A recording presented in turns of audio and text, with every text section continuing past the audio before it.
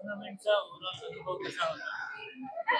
Tournament भारी organise झाली आणि जे ऑर्गनायझर्स होते त्यांनी पण आम्हाला सपोर्ट केला.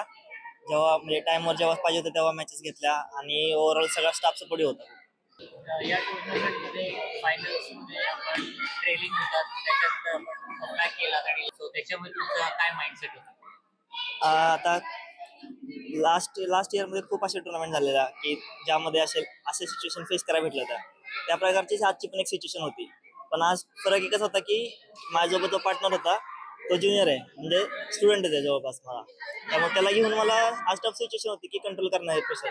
पण त्यांनी पण खूप मस्त साथ दिली आणि जे सांगत होतो ते ऐकून बरोबर प्रॉपर खेळत होता आणि आम्ही शांत माइंडने खेळत होतो. आम्ही आमचा गेम एन्जॉय करत होतो. पॉईंट्स काय चालले त्याची पण लक्ष नव्हतं त्याच्यावर आणि गेम काढला नवीन शिकायला मिळालं या टुर्नामेंटमध्ये? नवीन असं काय नाहीये, पण जेव्हा फर्स्ट सेट आम्ही जिंकलो तेव्हा पर्सनली मी खूप कॉन्फिडन्समध्ये आलो.